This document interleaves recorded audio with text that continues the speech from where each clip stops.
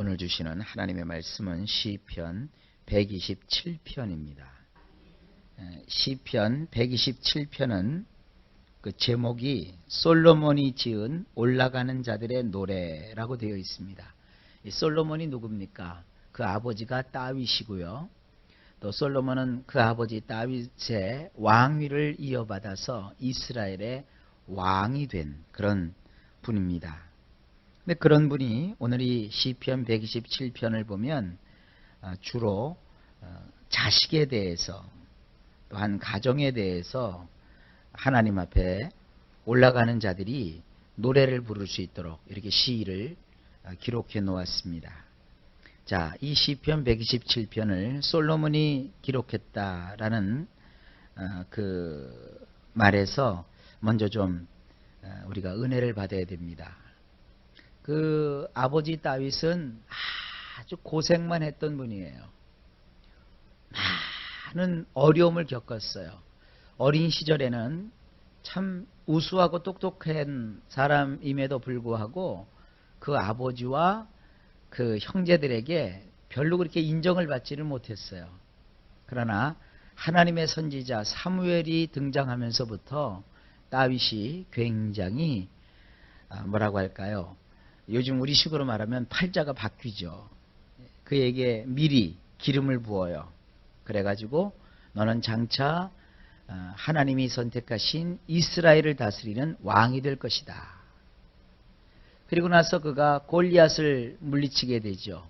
또 그것을 계기로 하여 가지고 그 당시에 궁정에 들어가서 궁궐에서 그 당시에 왕이었던 사울의 음악 치료사가 돼요. 말이 치료사라 그러니까 조금 거창해 보이는데 사울이 정신이 오락가락했다고요. 그 사람을 위해서 다윗이 비파를 잘 쳤어요. 수금을 잘 치고 노래를 잘했다고요. 그러니까 그가 음악을 들려주고 노래를 해주는 그런 음악 치료사의 역할을 하게 됩니다. 그러다가 어느 순간부터 이 다윗이 사울에 의해서 미움을 받게 돼요. 그때가 이 다윗의 나이 20대입니다. 20대 때 아주 큰 어려움을 겪어요. 그래서 이 사울 왕이 다윗을 죽이려고 해요. 그래서 다윗이 그 다음부터 자기 집이나 혹은 그 궁궐이나 어디에도 머무르지 못하고 떠돌이 신세가 돼요. 그러다가 아둘람이라고 하는 그 지역에 들어가서 거기서 비류들을 만나게 돼요. 다윗을 따르는 수백 명의 그 젊은 사람들과 함께 큰 무리를 이루어서 그가 이제 세상을 활보하기 시작을 해요. 그리고 난 다음에 30이 접어들면서 그가 큰 세력을 가지게 되고요.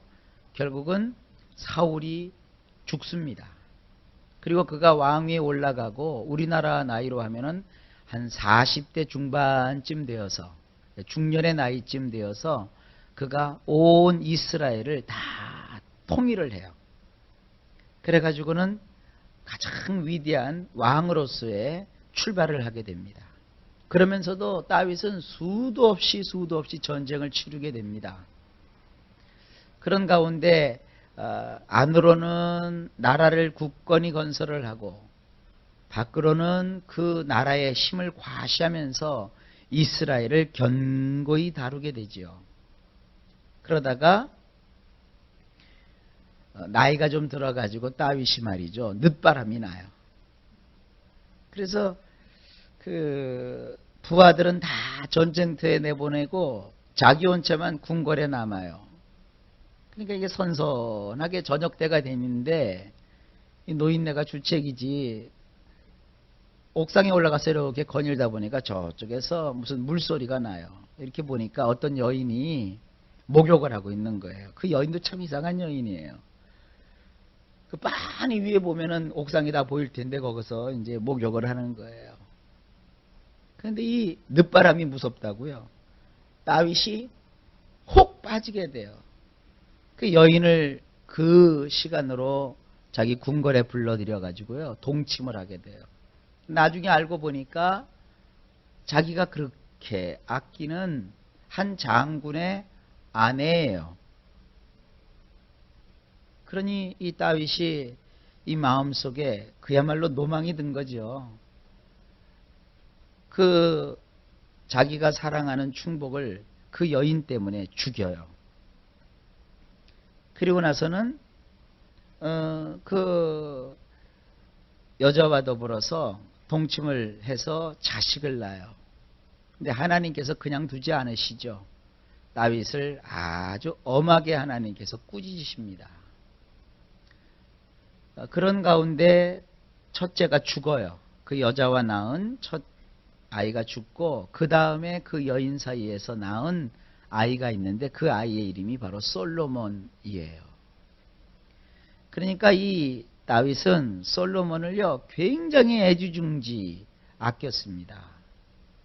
그래서 그 형은 자기가 죄를 지은 그 보응으로 하나님께서 이 세상에서 거둬가셨단 말이에요. 그러니까 다윗의 마음이 더 거기에 애착을 가지게 되죠. 그리고 그 다윗이 늦바람이 나서 취한 여인이요 굉장히 정치적 야심이 있는 그야말로 여인 천하에서 나오는 주인공 못지않게 아주 그 자기 아들에게 왕위를 이어주려고 굉장히 그 아이를 자기 치마폭 속에서 이렇게 데리고 키워요. 그러니 솔로몬은 말이죠. 고생이란 고생은 하나도 하질 않았어요. 자기 아버지는 그 파란만장한 인생을 겪으면서 수많은 고생을 경험했지만 이 솔로몬은 어머니 품속에서 어머니 치마폭에서 떠날지를 못하고 그 안에서만 아주 곱게 자랐어요. 되게 그런 애들의 특징이 뭐냐? 머리는 좋아요. 그리고 참 감수성은 예민해요. 그래서 시를 얼마나 많이 줬는지 몰라요. 근데 한 가지가 부족해요. 귀가 얇아요. 그리고 고생을 한 사람은요. 이렇게 모든 사물을 제대로 볼 수 있는 판단력이 있는데 이 솔로몬은 판단력이 좀 부족했어요. 어쨌든 이 다윗이 늦게 얻은 그 아들을 자기 뒤를 이어 왕이 되게 합니다. 그러니까 그 나이 많은 솔로몬의 이복 형제들이 난리가 났죠. 막 반란을 꾀하고 형제들끼리 서로 죽이고 이게 아주 굉장히 복잡한 그런 그 일들이 벌어져요. 어쨌든 우여곡절 끝에 솔로몬이 왕위를 이어받게 됩니다. 그런 상황에서 솔로몬이 시편 127편을 기록한 그런 그 정황을 우리가 파악할 수 있습니다. 자, 다시 한번 생각해 봅시다. 고생을 몰라요. 그리고 어떤 그 감수성은 예민해요. 편안한 가운데서 왕이 되었어요. 근데 왕이 되고 나서 그렇게 생활이 만만치는 않았어요. 그 선대 아버지가 물려주신 재산이 엄청나요. 그리고 아버지가 이 솔로몬에게 유언을 했어요. 너는 하나님이 거하시는 성전을 건축해라.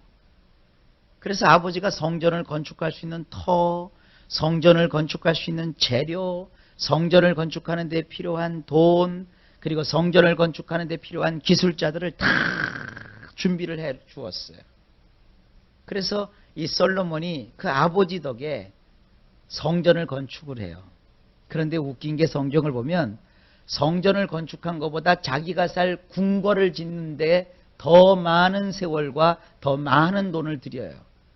굉장히 화려번쩍하게 삶을 살았어요.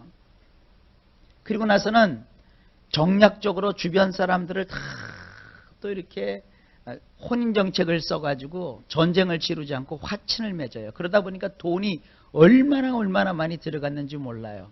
그리고 부인들이 얼마나 많은지 몰라요. 그러다 보니까 어떤 일이 벌어지느냐. 성전을 전놓긴 전놨지만 이 솔로몬의 마음이 타락하고 부패하게 돼요. 그래서 결국은 하나님마저도 잊어버리게 돼요. 그리고 솔로몬의 마지막 때가 되면 하나님께 제사를 지내고 하나님께 예배를 드려야 되는 성전에다가 온갖 우상들을 잔뜩 갖다 놔요. 쉽게 예를 들어 놓으면 교회에는 말이죠. 이렇게 하나님께 예배 드릴 수 있는 장소만 있으면 되는데 이 예배를 드리는 장소에다가 요즘식으로 말하면 불상도 갖다 놓고 단군 신상도 갖다 놓고 부적도 갖다 붙여놓고 뭐 별걸 다 한 거예요. 그게 꼴이 아니죠. 솔로몬이 말년이 그래요. 그래서 솔로몬이 죽고 난 다음에 어떻게 되느냐? 그 나라가 두동강이 나버려요. 그러니까 솔로몬이 지금 이 시편 127편을 그의 집권 초기에 썼는지 아니면 그가 말년에 마음으로 탄식하고 후회하면서 썼는지 그것은 확실하지 않아요. 근데 저는요, 아마도 이 솔로몬이 그의 인생 말년에 하나님 앞에서 회개하는 마음으로 시편 127편을 쓰지 않았는가 이렇게 예상되기도 해요. 자, 이제 그런 배경을 알았으니까 이제 본문으로 한번 들어가 봅시다. 1절입니다. 만일 여호와께서 집을 건축하여 주지 않는다면 그것을 건축하기 위해 사람들이 노동하는 것이 헛되며 만일 여호와께서 성을 지켜주지 아니하시면 파수꾼이 지키는 것이 헛되니라. 헛되다는 말이 지금 2번 나와요. 1절에만. 그리고 2절에도 헛되다라는 말이 또 나와요. 2절 또 한번 읽어볼까요? 너희들이 일찍 일어나며 늦게까지 머무르며 고생을 해가며 얻는 음식을 먹는 것이 헛되니라. 그러기에 그분이 사랑하는 자에게 잠을 주시느니라. 자, 헛되다는 말이 3번이 나와요. 뭐가 헛되느냐? 여호와께서 집을 건축하여 주지 않는다면 그것을 건축하기 위해서 사람들이 노동하는 것이 헛되다.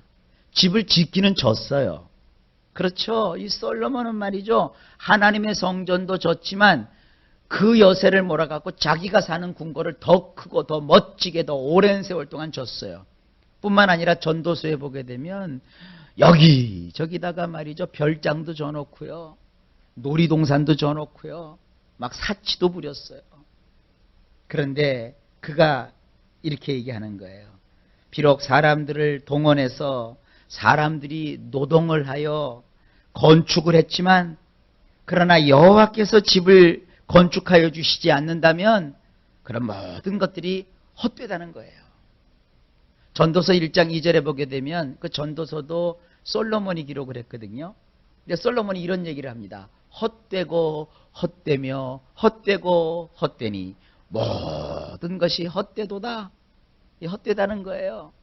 여러분, 저도 여러분들을 축복하는데 여러분 평생에 좋은 집도 많이 지세요. 또 아파트도 한 10평짜리 살지 마시고 한 50평짜리, 또 50평짜리 말고 한 80평짜리 사세요. 그러나 중요한 것이 있어요. 여호와가 함께 하셔야 돼요. 내가 하나님 상관없이 돈이 있다고 집도 사고 부모에게 물려받았다고 혹은 또 돈이 어디서 그냥 막 나에게 들어왔다고 해서 집을 세우는 일에 주력해보면 여러분도 솔로몬처럼 맨 마지막에 뭐라고 하는 줄 아세요? 헛되다 그래요. 여러분이 헛되다는 게 얼마나 허무한 건 줄 아십니까? 여러분 나이가 한 90이 됐다고 해봅시다. 90년 동안 열심히 살아왔어요. 돈도 많이 벌었어요. 좋은 일도 많이 했어요. 그런데 어느 순간에 내 인생을 돌아보니까 참 허무해요. 그것만큼 비참한 게 어디 있어요.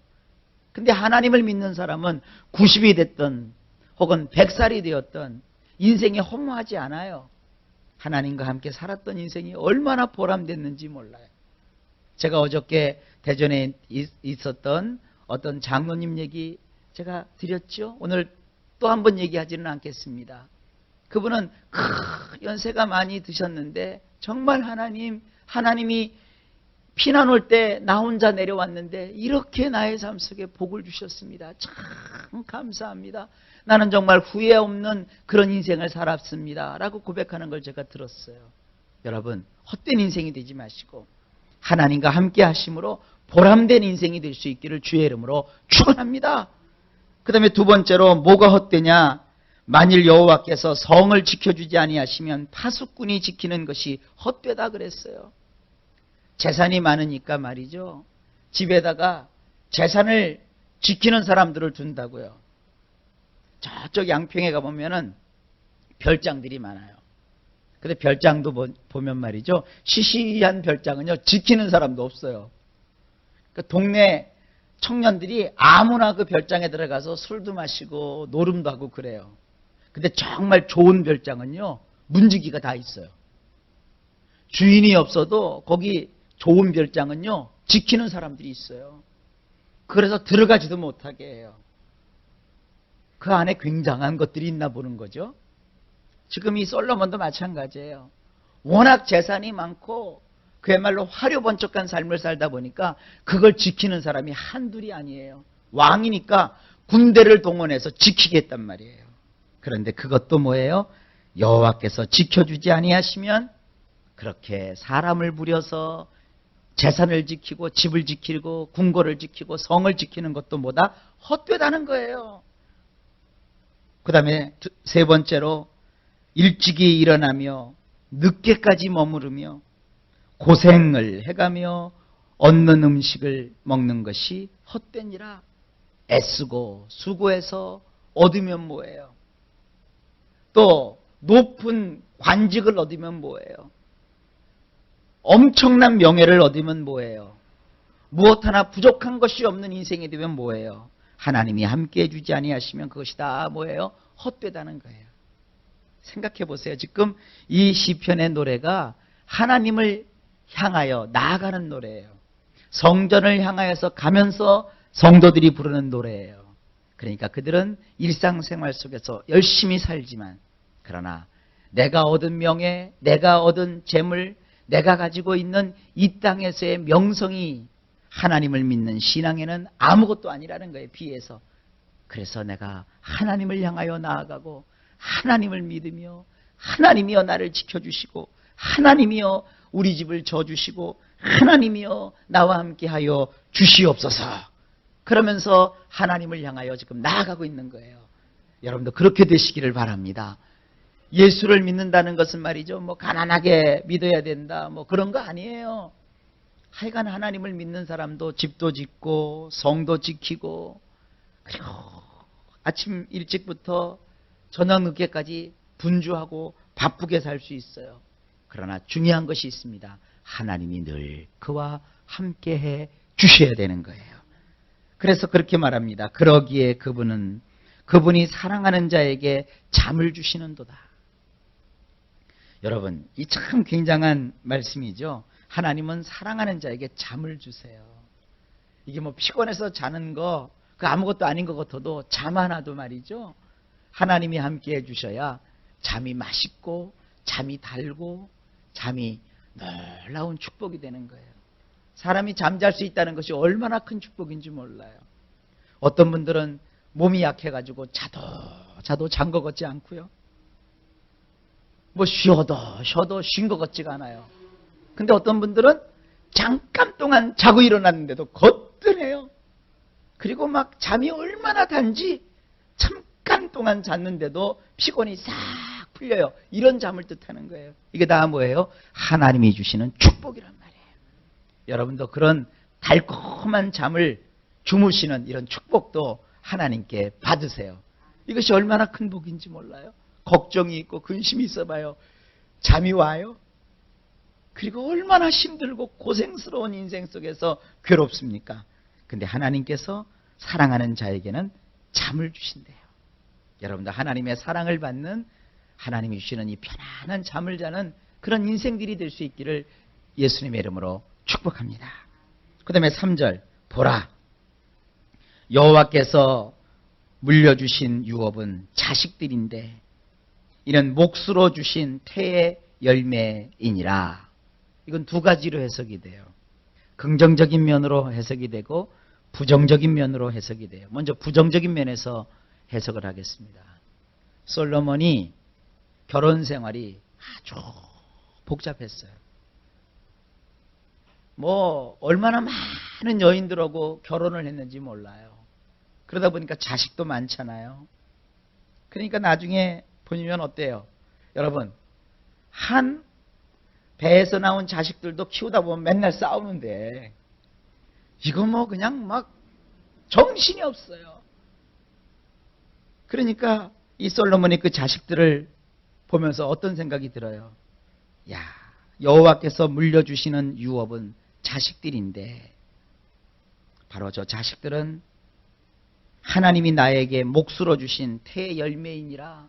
그래, 내가 이렇게 막 자라서 자식 때 이렇게 험한 꼴들을 자식으로 인해서 보는구나, 이런 지금 마음이 들기도 하는 거예요. 그래서 솔로몬 때가 되어서 솔로몬 자식 때 그 나라가 두동강에 나버려요. 그리고 얼마나 이게 복잡해졌는지 몰라요. 자, 이렇게 부정적으로 이게 해석하게 될 수 있고요. 두 번째로 긍정적으로는 어떻게 해석이 되느냐. 이것은 솔로몬이 기록한 것이지만 그러나 우리 모두에게 해당하는 아주 축복된 말씀으로 해석도 돼요.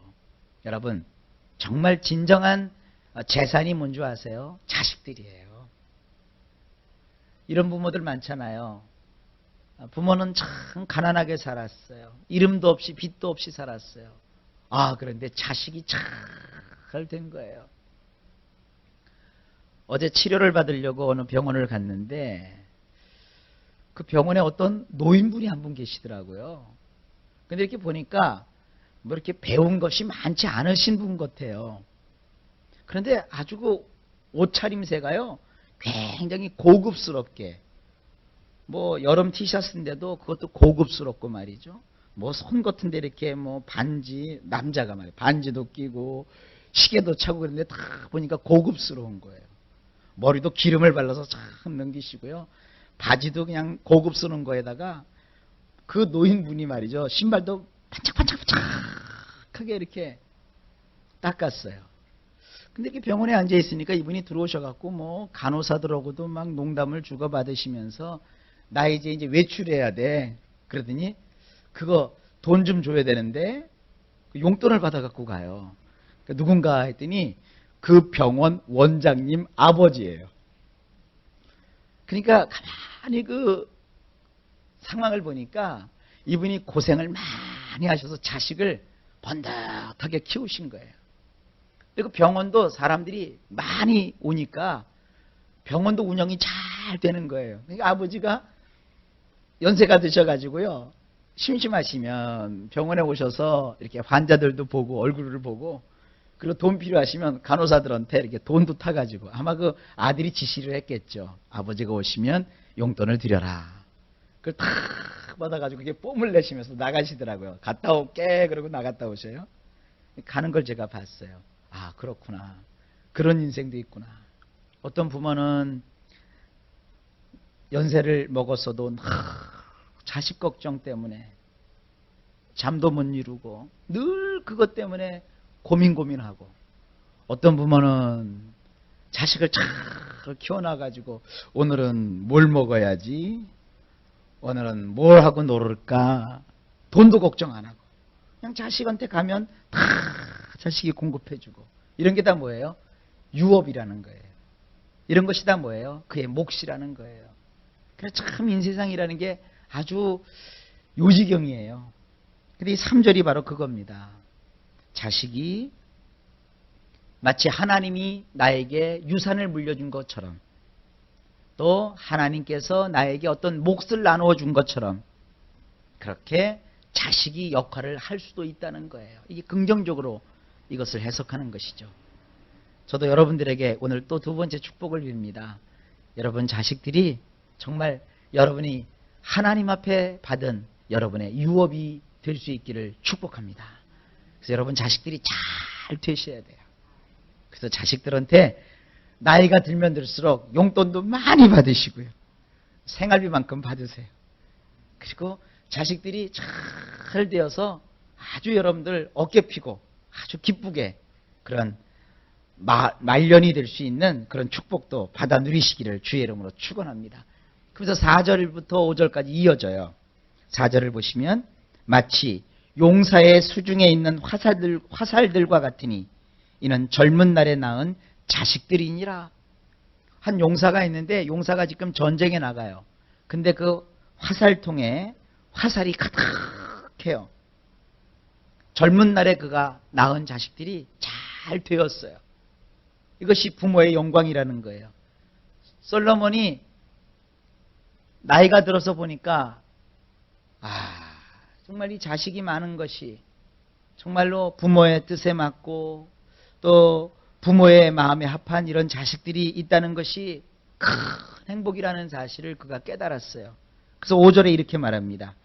화살통에 그것들이 가득한 사람은 행복하도다. 그들이 성문에서 그 원수들과 말할 때에 부끄러움을 당치 않으리로다. 바로 이겁니다.